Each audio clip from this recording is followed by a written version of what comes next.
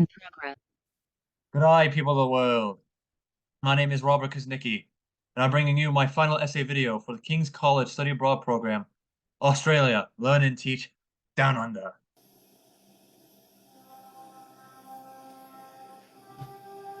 In the beginning was the Word, and the Word was.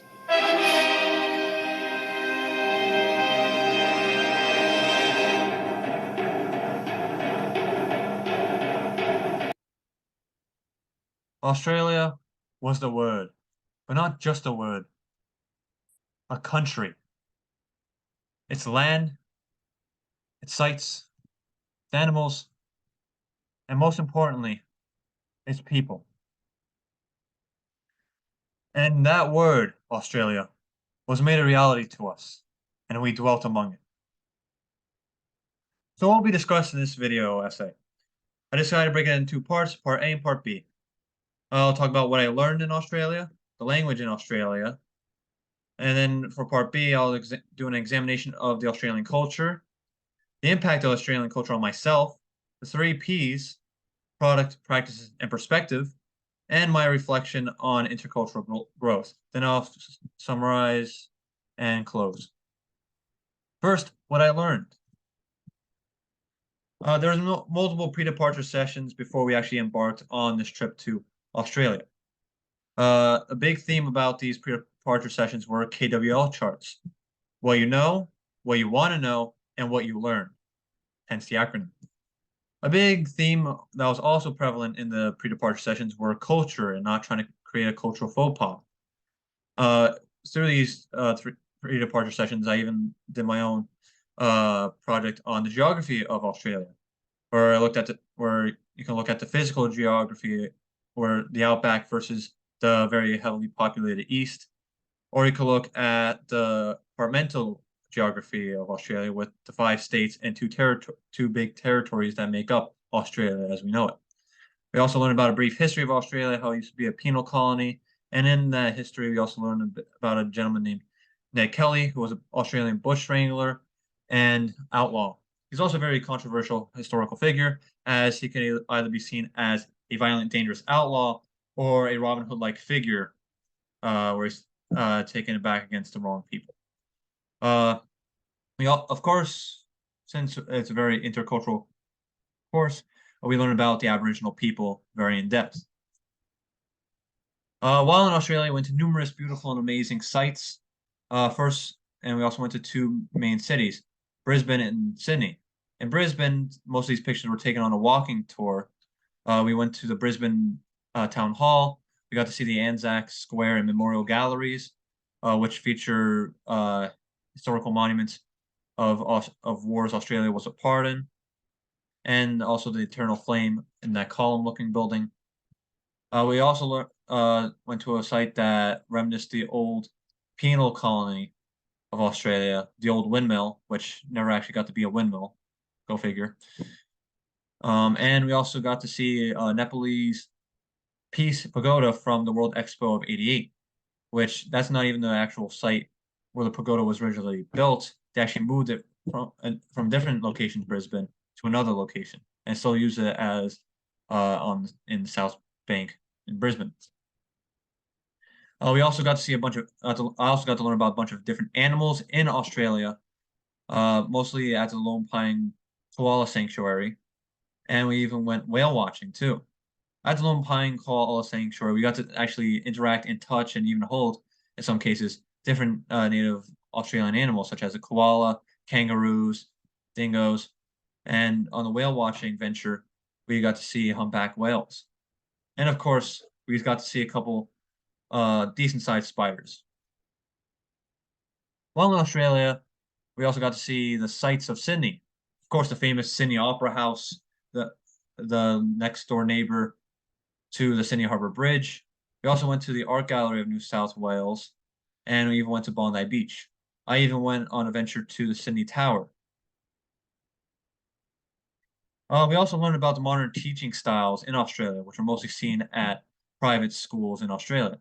There they have lots of outdoor space, as you can see, and it's very like ingrained in the curriculum and the practices to have outdoor space. As you can see, a sensory garden of sorts.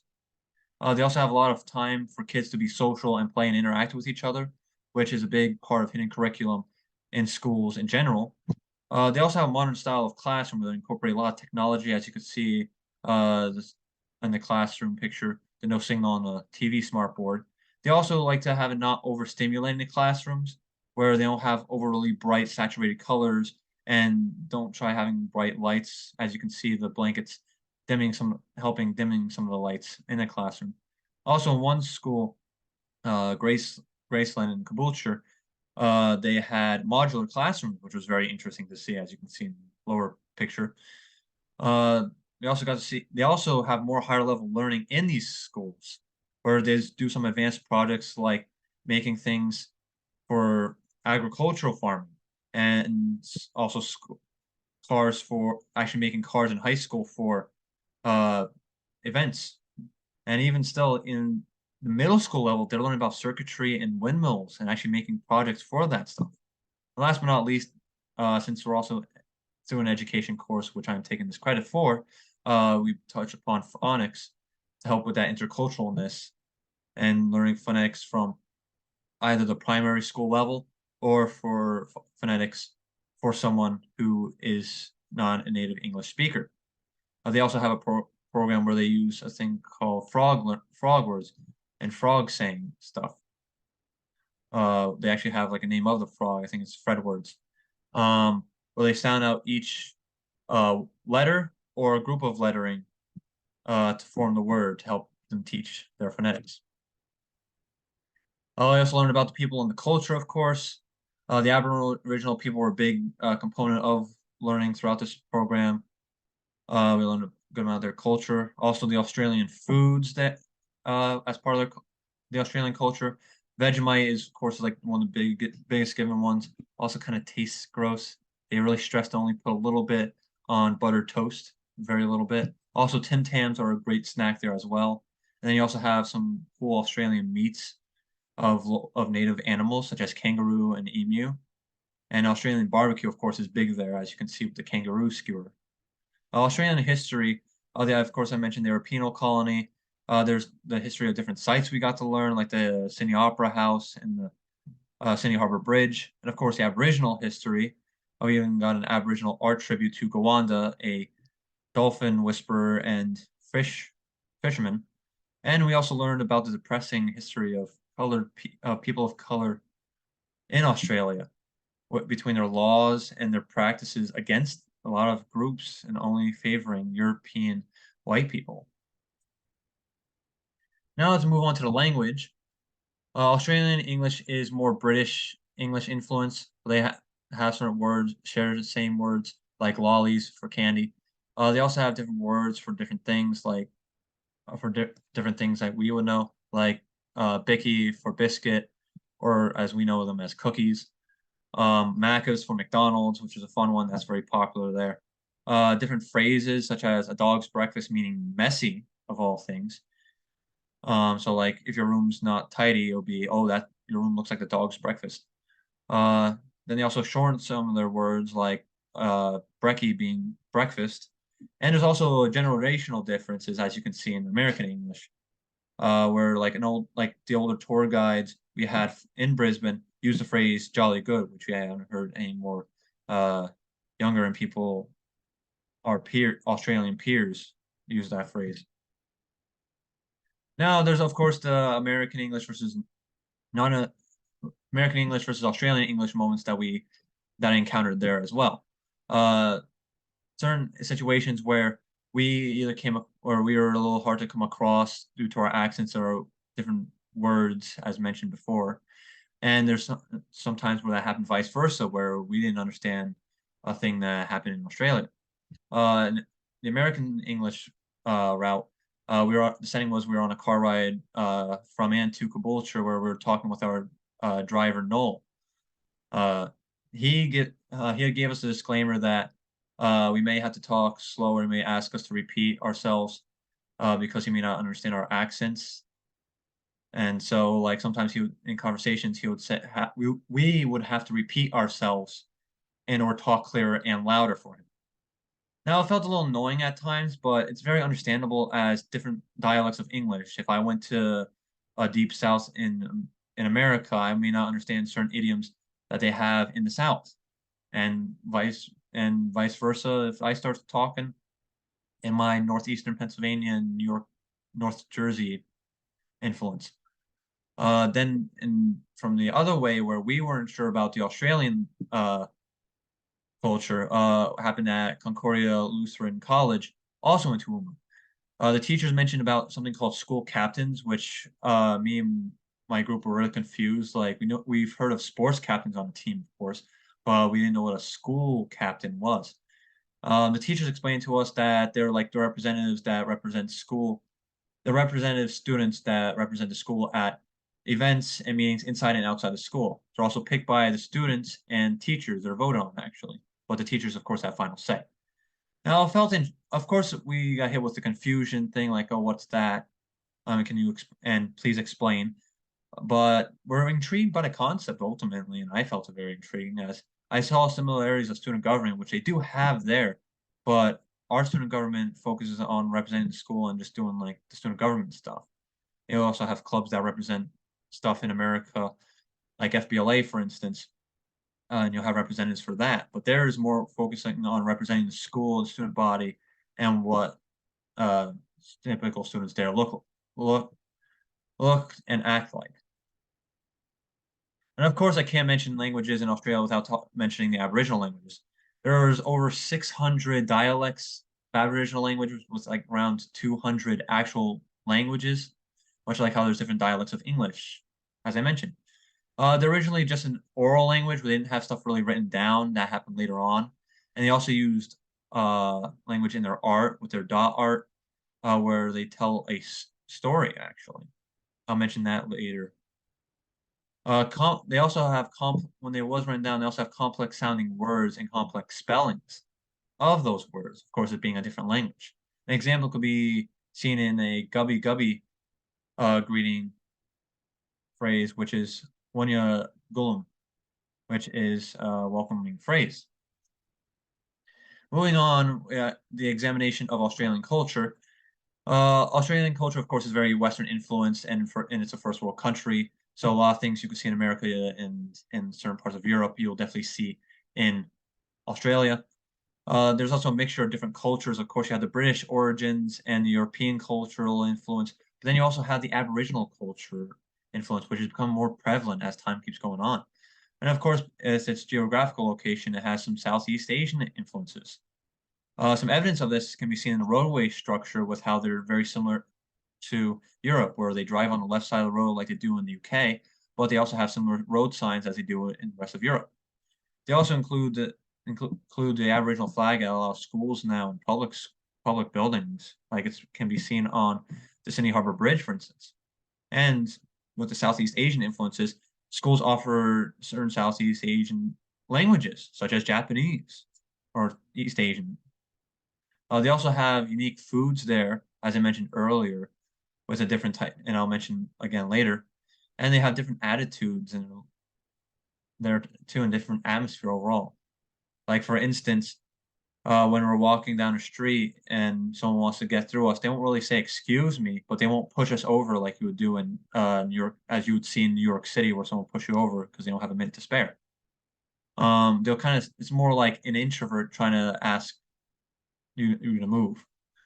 They're also very big into sports. They're like how most of the world is. Soccer, also known as football, is very prevalent there, but they also have their own version of football, like how we have our own American football. They have their own Australian football. And of course, surfing is very big there as well. Uh, Now, with the Aboriginal culture, I decided to break it up into a KWL chart to have fun and show what I've learned through this course. What I've known before is like the many different dialects and languages that there have to be there, much similar to that of Native Americans and also known as American Indians in America, of course, and also numerous similarities beyond that as well. Also, negativity of colonialism that affected the Aboriginal people was very prevalent there as well. And of course, we knew about I knew about the Aboriginal art, which uses dots, which is very intriguing, very pretty. What I still want to know, though, like at this point in time, is like the percentage of Aboriginal representation in the government, because I know they're getting it more, but still like to see the representation now and then get to see the percentages change as time goes on. Also, like a map of Aboriginal owned land. Like, is it similar to how tribal reservations are in the U.S.? And then, of course, I mentioned mostly what I learned, but I'll mention what I learned specifically about the Aboriginal culture. Is we learned that their diet mainly used to consist of native animals like kangaroo and emu, and uh, plants and vegetables and fruits, of course. Also, I learned that their art tells a story. It's not just like an artist's interpretation of, oh, there's a dog in this picture because it represents this thing that happened in a dream. No, it's more very story based and very goes into their history and lore.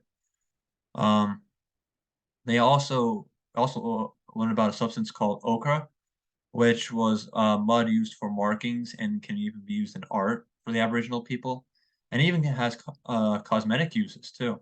As you can see, I have a picture of myself with some of the face markings that our Aboriginal tour guide uh, put on our faces voluntarily.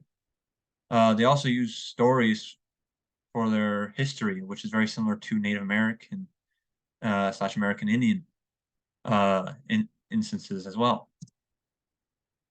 Now, the impact of the Australian culture on myself.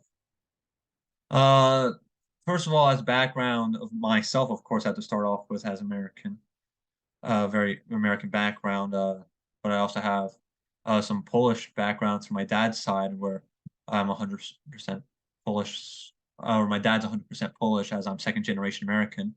Also, on my mom's side, on my my maternal grandfather, his line goes back to the Mayflower, actually, where I have Anglo-Saxon and Irish descent. And on my maternal grandmother's side, it's very Austro-Hungarian.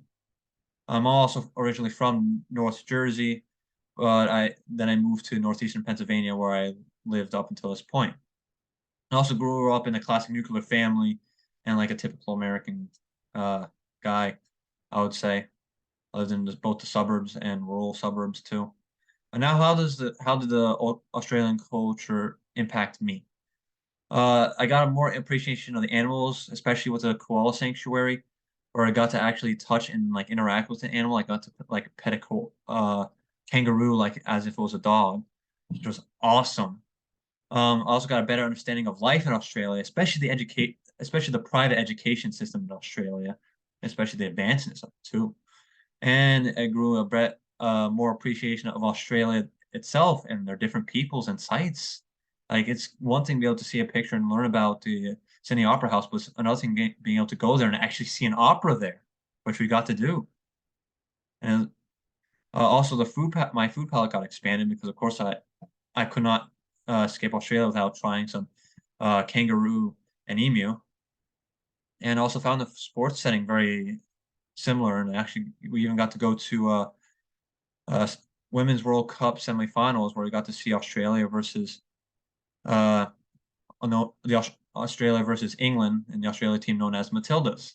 As the pictures as I included was me on the Brisbane sign to show me being immersed in Australia, and I also shown St. Mary's Basilica in Krakow, Poland, to show my Polish heritage, where I actually got to go and take that picture in person. And now the three Ps. First P, products. Of course, it has a regular Western Hemisphere clothing and environment. So a lot of things you will see in America and Europe. Of course, they also have a lot of Aboriginal influence in their products and souvenirs. Like even the school uniforms, for instance, have some school uniforms had Aboriginal special uniform shirts. Of course, you also have the boomerang, which you also have in the picture there, and also how like koalas and kangaroos are in the designs and like souvenirs, business logos, and even seen in patriotism, like Australian made symbol. You also see the kangaroo and the Qantas air symbol too. Also, the food is a big component of products, and they have typical Western dishes, of course, like burgers and pizza. and fries, or as they call them there, chips. Ew, I know, right? They're not chips, they're French fries. Of course, Australian barbecue, for instance, isn't very big over there as well. And of course, the native animal meat I mentioned. And then they also have regional exclusive Macca's menu items or McDonald's, like the McFeast and the cheesy beef, as you can see there. Also, both very delicious. The cheesy beef is basically a hamburger with a uh, deep fried cheese, like a mozzarella cheese stick patty. Practices, of course, day-to-day life is very similar to the US and other Western cultures. Get up, go to work, you have certain days off, though they have more holiday time off and they have more vacation time too, and also have a very extensive maternity leave too. They also have numerous holidays there, of course, that are particular to Australia, especially in the Aboriginal culture, like Anzac Day and Australia Day for the Australian people in general. The private schools, for instance, implement more modern teachings in their teaching styles, and it can talk about practice about specifically mentioning Aboriginal practices, like such as the markings, ceremonies that they have, and being part of.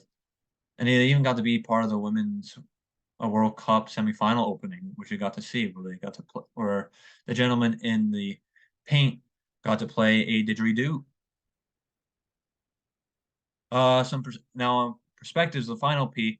Yeah, politics, of course, they're under British rule, where King Charles III is their ruling monarch, and you also have like the royalists versus people who want more democracy. Like one of the people we got to meet was a very staunch royalist, where he really liked the monarchy and really likes how it is. You also have they're also not that very pessimistic there. They're relatively easygoing, but that also depends on person to person. You always can meet a very annoyed Australian guy, just as you can me a very annoyed American guy. You also don't really say excuse me, as I mentioned there before. They just kind of won't push people over, but they won't. They're kind of like very introverted in how they explain that or how they interact with that. And you also have a lot of Aboriginal perspectives where they're seeking more representation in the government and culture of Australia.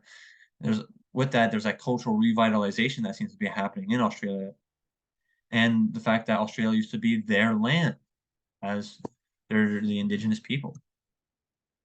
Now, my intercultural growth. I first must mention that this is my second study abroad program at King's. I previously went to a study abroad program to Sevilla, Spain, called Travel Writing in Spain, as I show a picture from there. I got to experience, of course, again with this program, I got to experience a new country on a new continent in a new hemisphere. So I got to see its people, sites, food, and language, and all the difference and language differences. I also got to learn about the Aboriginal people. It really opens your eyes and soul to different people and the practices and whatnot. Also, of course, the Australian private education system, like how advanced it is and how the phonetics program that they use at the one school at St. Paul's Primary School in kindergarten, they use that frog named Fred phonetic way of teaching called Read and Write Inc. They use that approach, which very helpful if I interacting with people who may not speak English as their first language.